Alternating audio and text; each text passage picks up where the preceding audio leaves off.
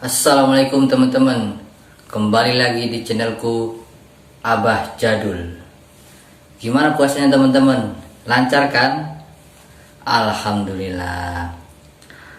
Dalam video kali ini gue akan ngebahas keterkaitan antara sinetron Lorong Waktu dan peristiwa Isra Mi'rajnya Nabi Muhammad SAW. Sebelum itu, sinetron Lorong Waktu dirilis pada tahun 1999 sampai 2006. Di sinetron itu menjelajahi 3 waktu ya teman-teman. Yang pertama masa lalu, yang kedua masa sekarang gitu. Jadi waktu yang sama, tempatnya yang berbeda gitu. Dan yang terakhir, yang ketiga itu masa depan. Berikut cuplikannya nih teman-teman. Let's go. Yang pertama, Lorong Waktu menjelajah masa lalu. Sambil menunggu waktu masuk sekolah madrasah, Zidan dan kawan-kawan bermain. Terlihat bapak-bapak memakai sorban putih lewat. Dan salah satu teman dari Zidan meneriakinya Pangeran Diponegoro. Zidan dan kawan-kawan mengikuti bapak itu sampai ke tempat wudhu. Dan pada ketawa karena kepalanya botak. Di kelas Ustadz Adin membebaskan kepada teman-teman untuk bertanya apa saja. Dan Zidan bertanya, kepalanya Pangeran Diponegoro itu punya rambut atau botak Ustadz?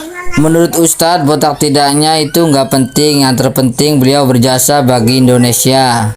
Zidan dan kawan-kawan kurang puas atas jawabannya Ustadz Adin, dan Zidan berjanji kepada kawan-kawan untuk mencari tahu jawabannya.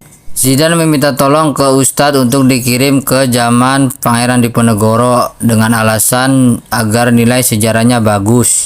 Sesampainya di sana, Zidan mengucapkan salam kepada Pangeran Diponegoro dan rombongannya. Pangeran Diponegoro bertanya kepada Zidan, kamu berasal dari mana? Dan Zidan menjawab, saya berasal dari Indonesia. Pangeran Diponegoro dan rombongan kaget akan hal itu karena waktu itu masih zaman Hindia Belanda. Pangeran Diponegoro mengajak Zidan untuk sholat. Ketika sedang berwudu, dari jarak jauh Zidan mengamati dan ingin mengambil foto Pangeran Diponegoro untuk mencari tahu apakah kepala Pangeran Diponegoro itu berambut atau botak. Akan tetapi usaha Zidan gagal karena terhalang oleh pengawal kerajaan. Pengawal kerajaan kaget, cahaya kamera disangka petir. Seusai melaksanakan sholat, Zidan bertanya kepada Pangeran Diponegoro dan rombongan hendak pergi kemana. Pangeran Diponegoro menjawab hendak memenuhi undangan dari Belanda. Zidan melarangnya karena akan berakibat buruk bagi Pangeran Diponegoro dan rombongannya. Pangeran Diponegoro menjawab, kelak engkau akan mengetahui apa hikmah dari pengorbanan kami. Selanjutnya, Lorong Waktu menjelajah di masa sekarang. Waktu yang sama di tempat yang berbeda. Diawali Zidan yang susah tidur, kangen kakek, meminta kepada ayahnya untuk segera pergi ke rumah kakek. Akan tetapi kata ayahnya, kita ke rumah kakeknya pas waktu lebaran aja ya Zidan. Keesokan harinya di lain tempat, kakeknya sedang memandangi fotonya Zidan karena kakeknya sangat kangen dengan cucunya yang satu itu. Kemudian Zidan meminta Ustadz Adin untuk mengirim Zidan ke rumah kakek lewat mesin waktu, serta Haji Husin ikut menemaninya. Akan tetapi Haji Husin gagal menyertai Zidan. Beliau malah nyangkut di tiang bendera depan masjid yayasan miliknya. Ternyata komputer Ustadz Adin mengalami error, gangguan. Ustadz Husin merasa kebingungan, ia merasa ada di surga Firdaus. Akan tetapi pas noleh ke atas, dia melihat melihat bendera merah putih dan ternyata dia menyadari kalau dia sedang berada di depan masjid milik yayasannya. Sedangkan Zidan nyampe di rumah kakeknya, akan tetapi dia mendarat tepat di dalam kurungan ayam. Lalu Zidan melihat sekitar, ternyata benar ini rumah kakek. Nah, selanjutnya ada kakeknya sedang sakit. Dikerok ya ini teman-teman. Masuk angin kayaknya. Zidane menjahili kakek dan neneknya dengan memanggil, lalu dia bersembunyi di balik pohon samping rumah kakek nenek. Dan akhirnya kakek nenek terkejut atas kedatangan Zidane. Senang banget nih cucunya datang. Zidane merasa kasihan melihat kakek sedang sakit. Di sela-sela melepas rindu, Zidane menjadi curiga adanya perselisihan antara ayahnya dan kakek. Dari kejauhan, Ustadz Adin memantau dan menginstruksikan Zidane untuk segera kembali ke lab. Sebelum kembali, Zidane berpesan kepada kakek agar saling berlomba dengan ayahnya untuk cepet-cepetan saling meminta maaf duluan, karena kata Pak Ustadz itu perbuatan yang baik. Dan akhirnya Zidane kembali ke lab. Yang terakhir, lorong waktu menjelajah masa depan. Diawali dengan Zidane dengan pedenya masa depannya menjadi anggota DPR. Ia ingin melihat apakah ketika menjadi anggota DPR kerjanya tidur aja ketika rapat atau yang lainnya. Intinya dia ingin bangun sepagi mungkin dan mandi sepagi mungkin sehingga ketika rapat dia tidak mengantuk. Sekarang Zidane ada di masa depan lewat mesin lorong waktu. Keluarganya lagi ngumpul sedang membahas sesuatu dan ada Pak Ustadz Adin juga di situ. Dan Zidane menanyakan apakah Ustadz Adin masih menjalankan program mesin lorong waktunya. Beliau menjawab iya masih, dan menanyakan Pak Haji Husin kemana. Ustadz Adin belum sempat menjawab karena dipanggil oleh kakek Zidane. Sementara itu Zidane dewasa datang dalam keadaan mabok, dan Zidane kecil ini menanyakan kepada Zidane dewasa, kenapa kamu tukang mabok dan narkoba gitu. Kemudian Zidane dewasa menjawab dia habis putus sama Ayu, membuat dia depresi. Ketika Zidane kecil keluar dari kamar, Zidane dewasa ini hendak bunuh diri. Sementara itu Zidane kecil datang bersama Ayu yang hendak bertemu dengan Zidane dewasa. Sesampainya di kamar, mereka terkejut karena melihat Zidane dewasa sedang memegang pisau hendak mengakhiri hidupnya. Zidane dewasa terkejut melihat Ayu datang dan mengurungkan niat buruknya itu, dan bertanya kepada Ayu, kenapa kamu kemari, bikin malu saja. Kemudian Ayu berusaha untuk menenangkan Zidane dewasa dan menjawab pertanyaan itu, aku datang ke sini untuk membantumu Zidane. Dan Zidane dewasa berkata, semua ini sudah terlambat. Tidak ada yang terlambat, semua ini bisa berubah ke yang lebih baik lagi, sambung Ustadz Adin. Diakhiri dengan Zidane kecil kembali ke masanya melalui mesin lorong waktu. Nah, itulah cuplikan video-videonya.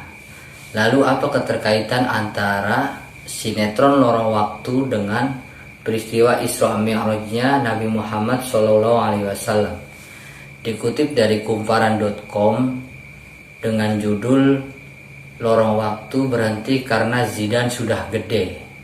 Di situ Bang Deddy Mizwar menjelaskan bahwa sinetron Lorong Waktu itu terinspirasi dari peristiwa Isra Mi'rajnya Nabi Muhammad SAW. Perjalanan malam hari dari Mekah, Masjidil Haram ke Yerusalem, Masjidil Aqsa, dan puncaknya ke Sidratul Muntaha ya teman-teman, dengan waktu yang sangat singkat, hanya sepertiga malam saja.